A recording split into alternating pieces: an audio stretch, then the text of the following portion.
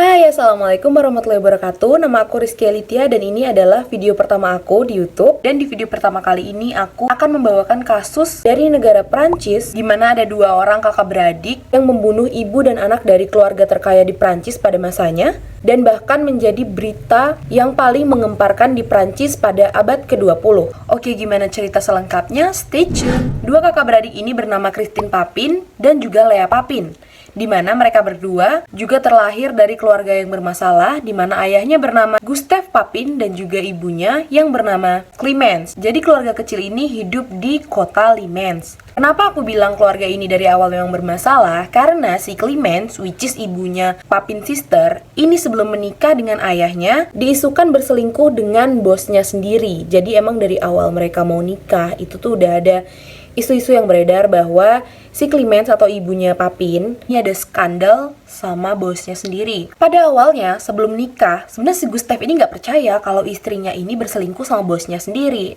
Karena memang si Gustave ini bucin banget sama si Clemence. Dan pada akhirnya mereka tetap melanjutkan pernikahan pada bulan Oktober di tahun 1901. Ternyata mereka menikah juga karena Clemence udah hamidun duluan.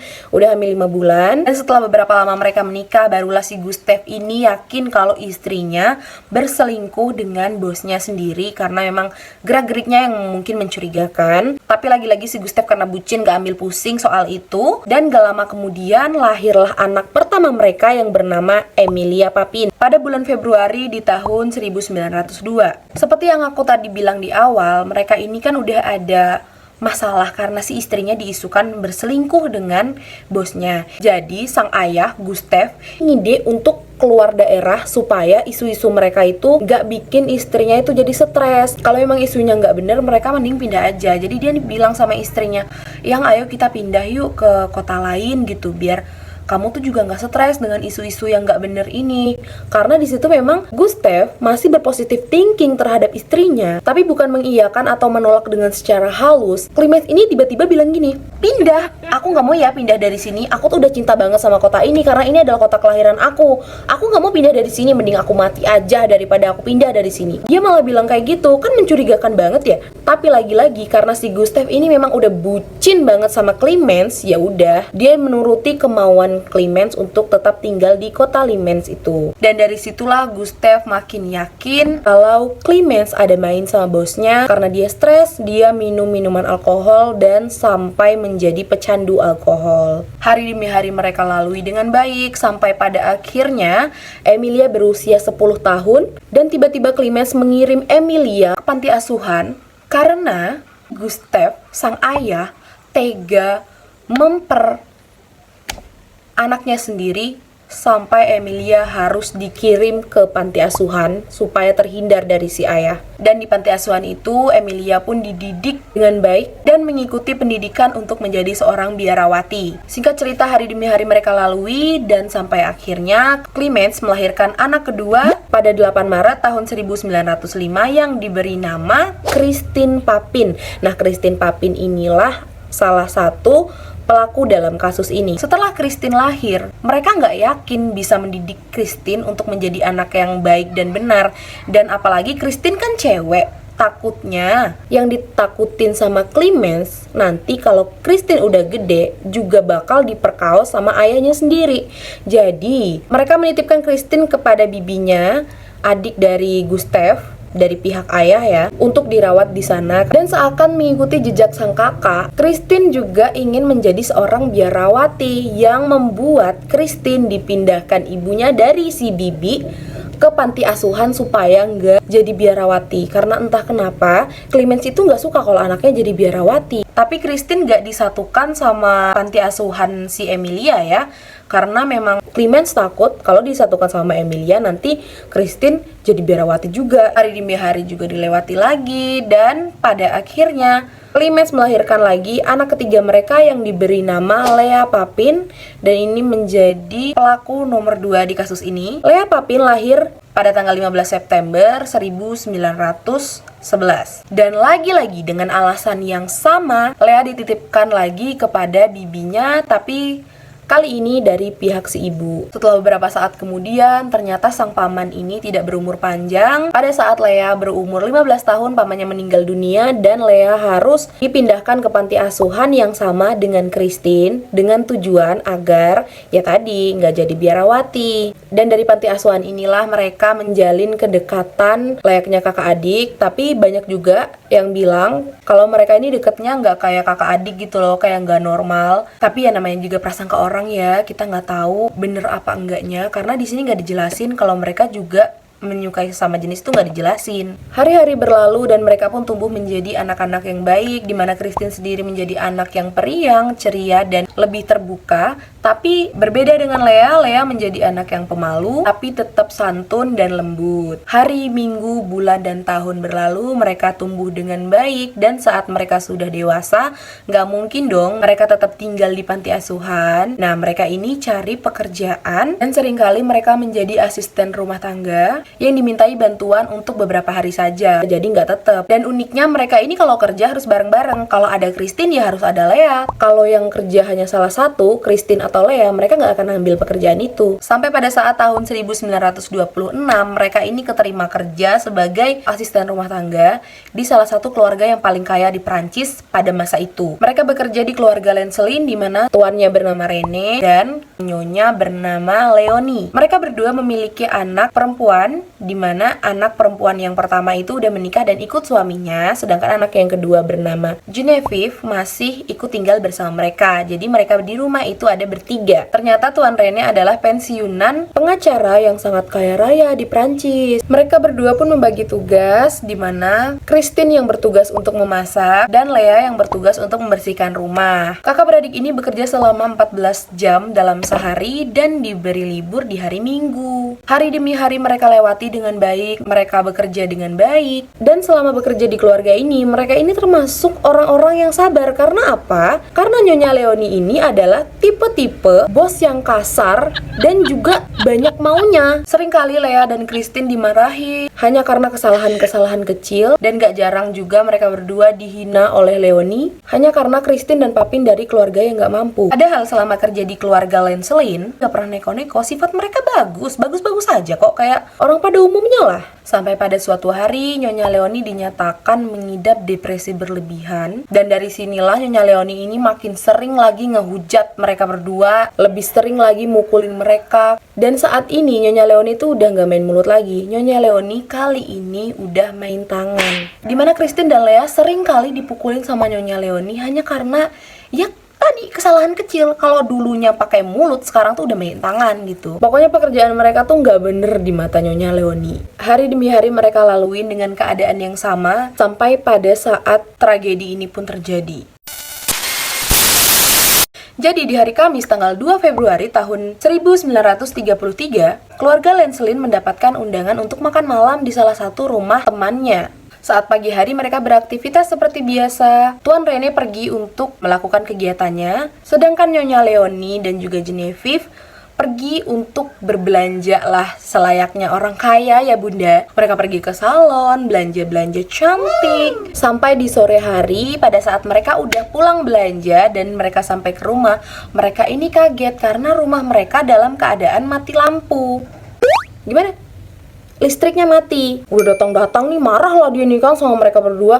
Kenapa ini listriknya mati? Katanya. Christine mau menjelaskan bahwa Lea nggak sengaja nyolokin setrika ke terminal. Tapi ternyata setrika itu tuh mengalami kerusakan, jadi menyebabkan konsleting listrik di rumah itu. Setelah Christine menjelasin itu, tentu aja Nyonya Leonie ini kesel dan marah. Karena apa? Karena mereka berdua udah melakukan hal ini kedua kalinya, karena beberapa saat lalu Lea juga melakukan hal yang sama dan kerugiannya ditanggung sama Nyonya Leonie, makanya dia tuh marah banget gitu. Tapi kan ya tahu sendiri lah kalau Nyonya Leonie marah kan dia tuh menggebu-gebu banget dan udah nggak wajar gitu loh. Karena udah nggak tahan lagi sama sifat Nyonya Leonie yang semena-mena sama mereka berdua. Disinilah Christine mengambil pot timah yang ada di bawah tangga dan memukul kepala Nyonya Leonie. Genevieve sebagai seorang anak, nggak mungkin dia nggak ngebantuin emaknya kan. Jadi Genevieve ini juga menyerang Christine untuk nyelamatin emaknya. Tapi apa yang terjadi? Genevieve ditendang oleh Christine, dan saat itu Christine langsung mencongkel kedua bola mata Genevieve menggunakan dua jarinya. Lea yang saat itu lihat kakaknya sebrutal itu, sejenak dia ngelek, ih kakak aku bisa kayak gini, kenapa dia gini gitu kan. Tapi kalau perkiraan kita, karena Lea itu baik, lembut, dan anaknya penyabar dan santun, kali ini dia melakukan hal yang di luar ekspektasi kita semua. Karena Lea melihat kakaknya bisa melakukan itu, dia menarik Nyonya Leoni yang sudah terkapar, dan dia juga mencongkel biji mata Nyonya Leoni menggunakan jari-jarinya juga. Setelah Nyonya Leoni dan juga Genevieve nggak berdaya, mulut mereka juga dibekap menggunakan kain agar tetangga-tetangga sekitarnya itu nggak dengar suara-suara teriakan mereka gitu. Dan disinilah mereka memutilasi Nyonya Leoni dan juga Genevieve. Christine ini pun ke dapur untuk mencari alat yang bisa digunakan untuk menyiksa dan memutilasi mereka berdua. Dan Christine menemukan sebuah pisau dan juga martil. Dan apa yang terjadi selanjutnya?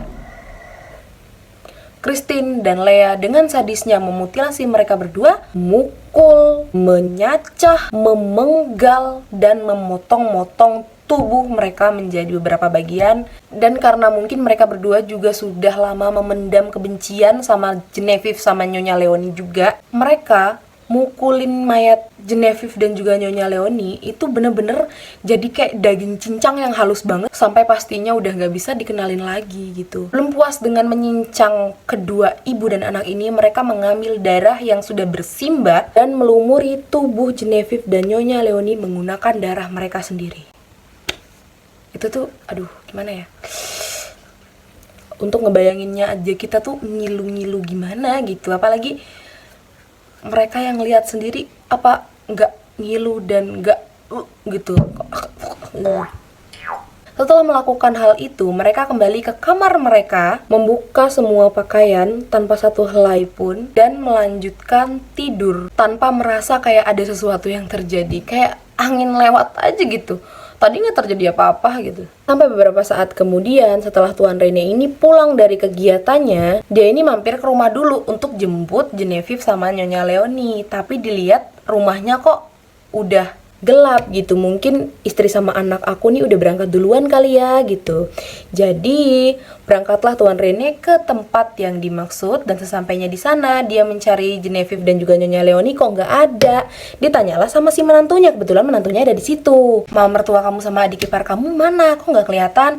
Tapi si menantunya ini jawab, nggak ada, mereka nggak ada di sini pak. Kayaknya mereka belum datang deh dari tadi. Emang papa nggak ketemu mereka gitu? Tanya si menantu. Bingung lah kan si Tuan Rene, dan akhirnya Tuan Rene mengajak menantunya ini untuk kembali mengecek ke rumah mereka. Sesampainya di rumah, mereka melihat keadaan rumah yang sudah gelap gulita dengan hanya sedikit cahaya lilin dari kamar Papin bersaudara. Setelah mencoba memanggil-manggil nama orang rumah, tapi nggak ada yang ngebukain pintu. Mereka juga udah nyoba untuk ngedobrak pintunya, tapi nggak bisa. Dan akhirnya mereka memutuskan untuk menelpon polisi untuk ngecek rumah mereka. Setibanya polisi, pintunya pun dibuka paksa. Setelah mereka bisa masuk, betapa terkejutnya mereka melihat kedua mayat istri dan anaknya sudah hancur.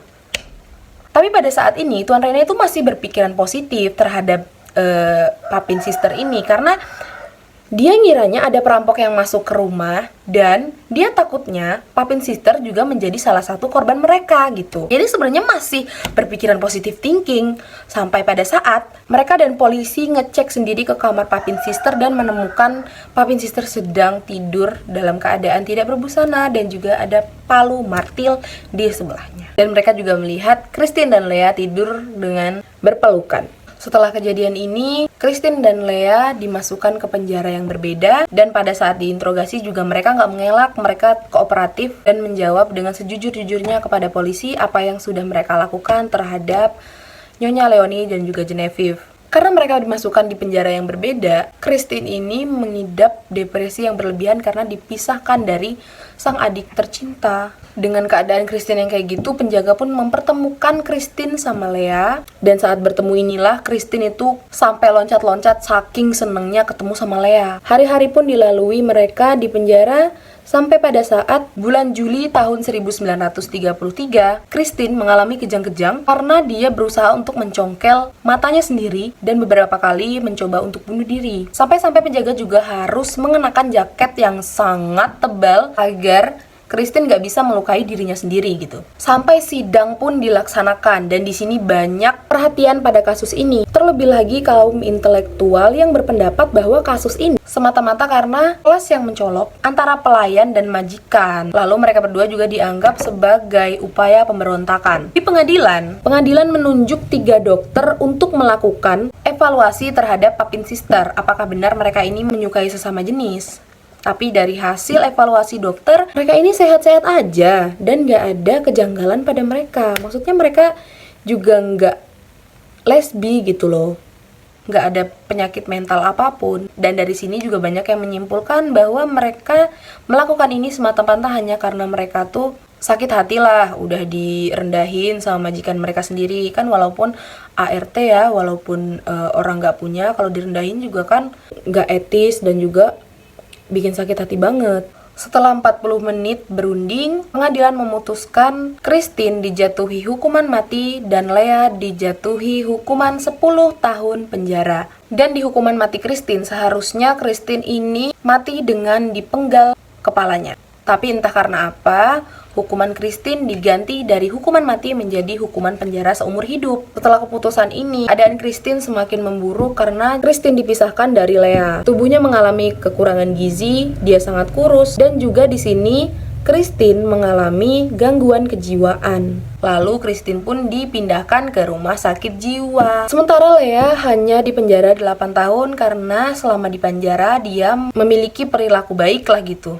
Dan bebas pada tahun 1941, dan setelah bebas, dia kembali tinggal bersama ibunya di kota Nantes. Dan juga Lea mengganti identitasnya dan dia bekerja sebagai pelayan di salah satu hotel di kota Nantes. Menurut berita yang beredar, ada yang mengatakan Lea Papin meninggal pada tahun 1982, tapi ada seorang pembuat film dokumenter yang bernama Claude Ventura. Dia mengklaim sebenarnya Lea Papin itu masih hidup. Di film dokumenternya, dia menampilkan Lea Papin yang sedang diwawancarai dalam film In Search of the Papin Sister yang disutradarai oleh Ventura sendiri. Di film itu diperlihatkan bahwa Lea Papin mengalami stroke yang dideritanya jauh sebelum video ini diambil, dan menurut Claude Ventura, Lea Papin meninggal pada tahun 2001.